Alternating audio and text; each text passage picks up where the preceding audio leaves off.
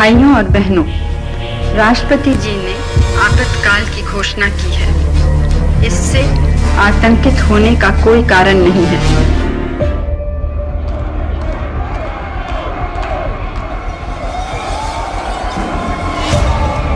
25 जून 1975 की वो रात जब भारत का लोकतंत्र सिहर उठा। इस दिन संविधान को कुचला गया, अभिव्यक्ति की आजादी को दबाया गया और लोकतंत्र को जंजीरों में जकड़ा गया। आधी रात को रेडियो पर तत्कालीन प्रधानमंत्री इंदिरा गांधी ने आपातकाल की घोषणा की थी। देश में समाजवादी नेता जयप्रकाश नारायण के नेतृत्व में भ्रष्टाचार और महंगाई के खिलाफ आंदोलन तेज हो रहा था।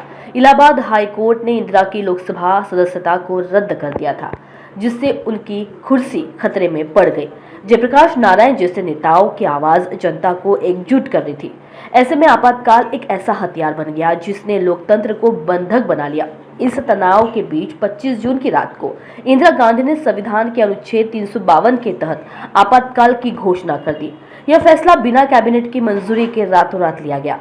राष्ट्रपति फखरुद्दीन अली अहमद ने मध्यरात्रि में इस पर हस्ताक्षर किए और देश आपातकाल के अंधेरे में डूब गया।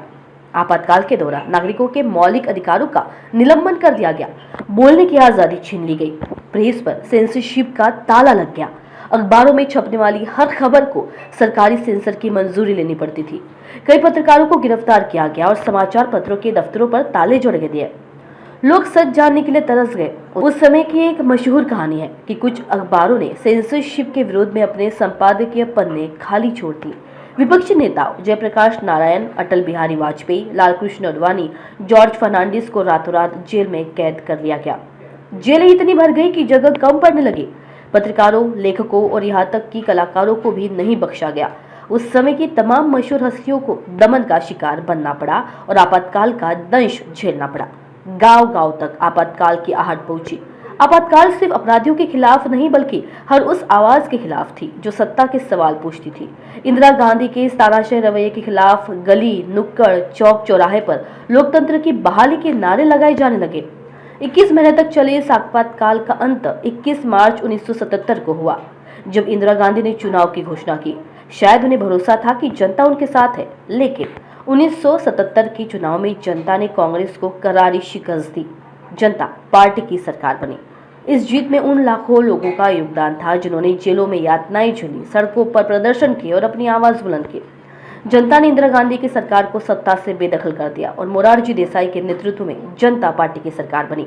प्रधानमंत्री नरेंद्र मोदी ने देश में इमरजेंसी के 50 साल पूरे होने पर अपनी भूमिका से जुड़ी एक किताब को सोशल मीडिया पर साझा किया है। उन्होंने द इमरजेंसी डायरीज में आपातकाल के दौरान अपने सफर को साझा किया है। पीएम मोदी ने लिखा है, आपातकाल के दौरान मैं एक युवा आरएसएस प्रचारक था। आपातकाल विरोध आंदोलन मेरे लिए एक बड़ा सीखने का अनुभव था। इसने हमारे लोकतांत्रिक ढांचे को संरक्षित रखने की महत्ता को और मजबूत किया। साथ ही मुझे विभिन्न राजनीतिक विचारधाराओं के लोगों से बहुत कुछ सीखने को मिला। इस किताब में प्रधानमंत्री नरेंद्र मोदी के 25 जून 2024 को आपातकाल के काले दिनों को याद करते हुए दिए गए बयान का जिक्र किया गया है।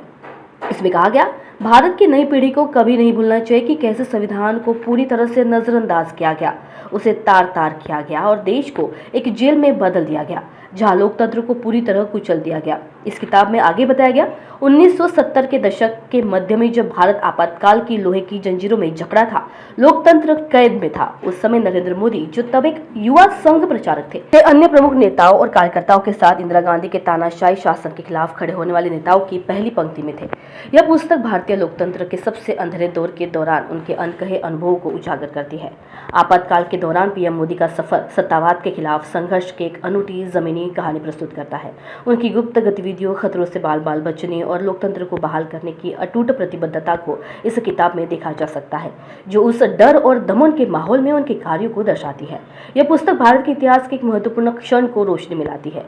यह भी बताया गया, उनकी आत्मकथा, संघर्ष, माँ गुजरात और अन्य प्रत्यक्षदर्शी विवरणों के आधार पर यह पुस्तक भारत के इतिहास के एक महत्वपूर्ण क्षण को रोशनी में लाती है और इस नेता के जीवन के एक रचनात्मक अध्याय को सामने लाती है, जो आज विश्व के सबसे बड़े लोकतंत्र के सर्वोच्च पद की जिम्मेदारी संभाल रहे हैं।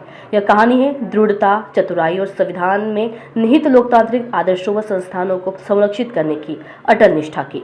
यह एक प्रमाण है कि कैसे मोदी जैसे मेहनती युवा कार्यकर्ताओं के नेतृत्व में जनता के संकल्प ने एक ऐसे आंदोलन को आकार दिया जिसने राष्ट्र के भाग्य को बदल दिया।